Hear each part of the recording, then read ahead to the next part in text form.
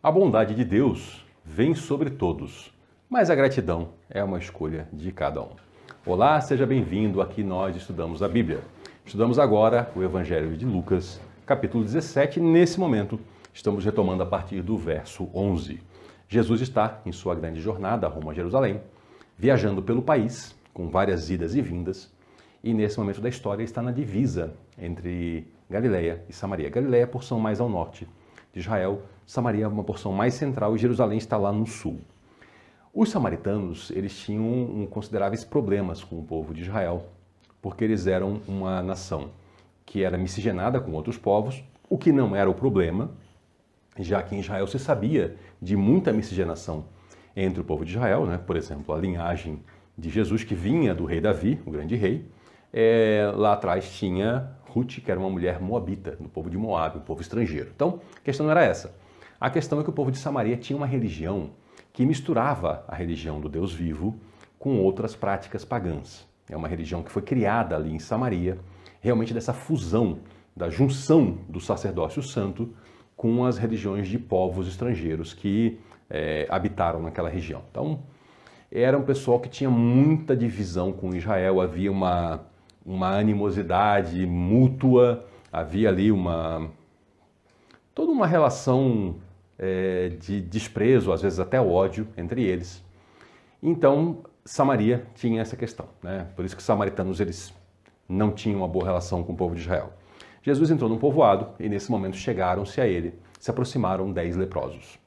A expressão leproso, ou até a expressão lepra na Bíblia, não corresponde àquilo que hoje eu e você chamamos de lepra.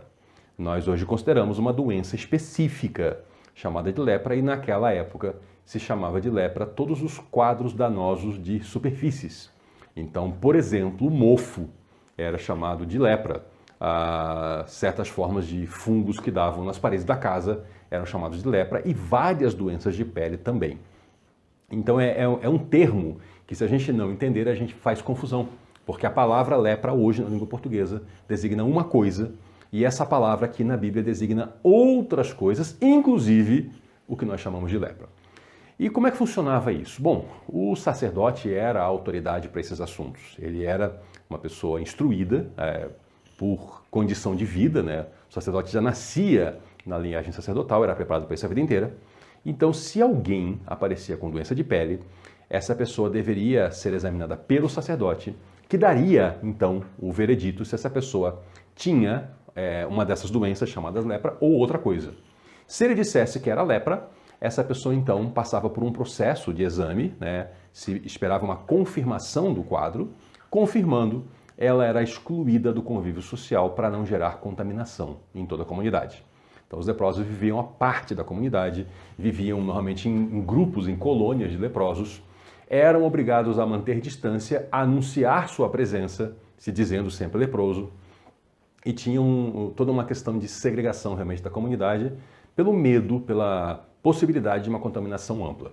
Então, os 10 ficam à distância e eles gritam em voz alta 3 coisas que é relevante a gente distinguir.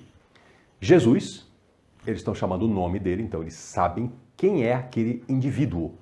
Eles não estão olhando apenas para alguém que é dito que é alguém importante. Eles sabem quem é o indivíduo, Jesus.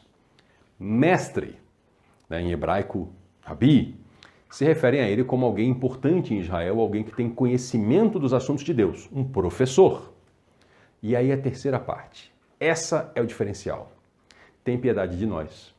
Quando nós daqui olhamos para o texto, da nossa época para lá, não parece isso tão grandioso quanto foi grandioso para quem estava na cena. Porque eles estavam pedindo misericórdia para aquele homem. Leprosos pedindo misericórdia para um homem. Era fato sabido que o Messias tinha o poder de restaurar leprosos. Professores não faziam isso. Então, ao dizerem isso, eles estão dizendo, Jesus, o nome, nós sabemos que tu ensinas da parte de Deus, mestre, e nós sabemos que tu és o Salvador. Tem piedade de nós. Essa frase completa, ela é muito relevante. E eles, é claro, mantiveram a distância por causa da legislação. Então, Jesus falou para eles assim, vão mostrar-se aos sacerdotes. Havia mais de um sacerdote, havia um sumo sacerdote, que é o máximo, ou deveria haver um só, mas uma questão toda política chegou a ter mais de um ao mesmo tempo. Mas ele falou, vão aos sacerdotes. Para quem conhecia da cultura e da religião dali, eles sabiam, bom, o sacerdote é a pessoa que vai dizer se eu estou apto a voltar ao convívio social. Aqui entra uma grande dose de fé. Porque quando Jesus disse isso, ele não curou os 10. Ele falou, vão se mostrar. Eles precisaram entender que aquilo significava que eles receberiam uma cura, então já era para se dirigir para o sacerdote para receber, vamos dizer assim, o seu atestado de saúde, né? Mas a sua certificação de poder voltar ao convívio social. E eles creram, porque os 10 foram e partiram para procurar os sacerdotes e se mostrar. Então aqui tem sim uma dose de fé, sempre lembrando, expliquei no vídeo anterior, fé na Bíblia não é um pensamento positivo, uma energia interior. Fé é confiança. E a gente confia em alguém que nos deu a palavra, né? Aquela certeza que nós vemos na Bíblia, a certeza de coisas que a gente não está vendo aqui. Mas essa certeza não parte de uma energia, de uma força interna, mas porque eu acredito em quem me disse que essas coisas acontecerão. Acreditaram em Jesus e partiram. Enquanto iam, foram purificados. Veja que aqui existe uma ordem, existe uma fé, uma ação condizente com essa fé. Eles primeiro declaram que entendem quem é Jesus. Então ele fala, vão. Eles acreditam nele e eles fazem alguma coisa. Nós vimos anteriormente o Senhor falando sobre a fé do tamanho de um grão de mostarda, que poderia movimentar uma árvore. Esses homens exerceram a sua fé. E qual foi a resposta que eles tiveram? Foram curados. Enquanto eles estavam indo, receberam a cura, a purificação. Então agora eles poderiam chegar na frente do sacerdote e se mostrar. O sacerdote faria o exame neles e diria, esses homens não têm lepra. E aí então ele autorizaria a volta deles ao convívio social e a vida voltaria ao normal. Nisso, um deles, eram 10, quando se percebeu curado, ele voltou para Jesus. Ele não seguiu rumo ao sacerdote para receber a certificação de vida nova e seguir sua vida. Não, ele voltou para aquele em quem ele confiou. Ele voltou para Jesus.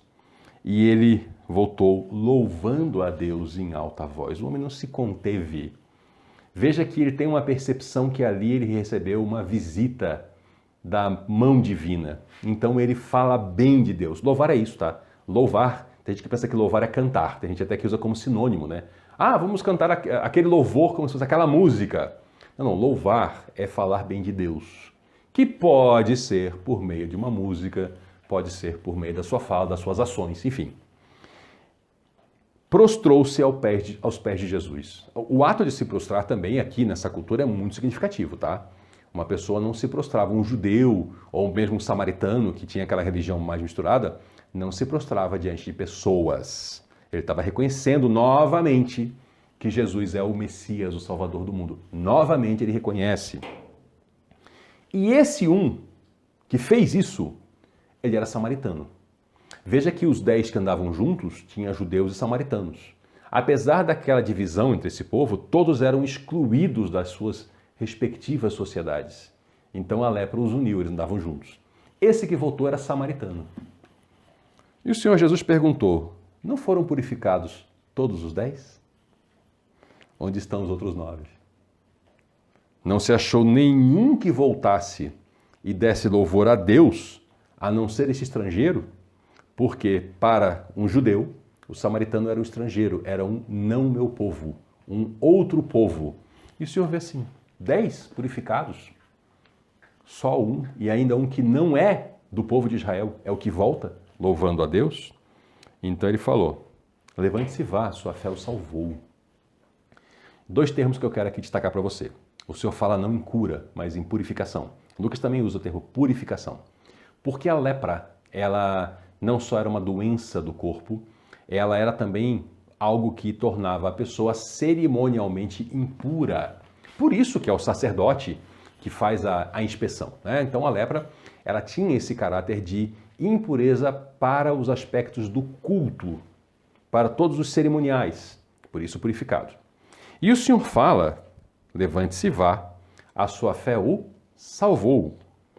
Não é o curou, é o salvou. A cura para esse homem é importante, sim, Jesus cura. Mas veja que os milagres que Jesus faz, como o João escreve no seu evangelho, né, são sinais, eles apontam para a salvação. Esses milagres eles são para algo maior, para que a pessoa realmente tenha a sua vida tocada por Deus, para que se perceba tocada por Deus e tenha uma transformação. Então veja que esse homem fez o serviço completo de adoração a Jesus Cristo, reconhecendo-o como seu Salvador.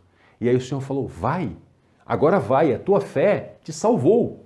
Então, além de purificado, além de curado, esse homem foi salvo, porque ele ali se colocou como alguém que seguiu a Jesus. Então, precisamos entender, os milagres, as curas, eles não são uma finalidade em si mesmos. Jesus se compadece da dor e do sofrimento, mas ele se compadece muito mais do pecador que precisa de arrependimento, perdão e salvação. Então, se alguém procura Jesus atrás de uma cura, isso é legítimo. Mas essa pessoa deve procurar muito mais Jesus como seu Salvador. Isso sim é o essencial. Para muitas coisas, os próprios homens encontraram solução. Nós temos doenças aqui descritas na Bíblia, como por exemplo a hanseníase, modernamente chamada de lepra, que hoje tem tratamento e tem cura. Mas o pecado, só Jesus resolve e resolveu na cruz. Para a existência eterna do ser humano, só Jesus tem a solução. Só Ele pode promover a salvação. Então se engana quem acha que não precisa de Jesus porque tem a vida moderna, porque tem recursos, porque não é para isso que Ele veio. Ele veio para buscar e salvar o perdido. Não perca isso de perspectiva. E muito obrigado por nos acompanhar até aqui. Volte na próxima, porque aqui nós estudamos a Bíblia. Até lá.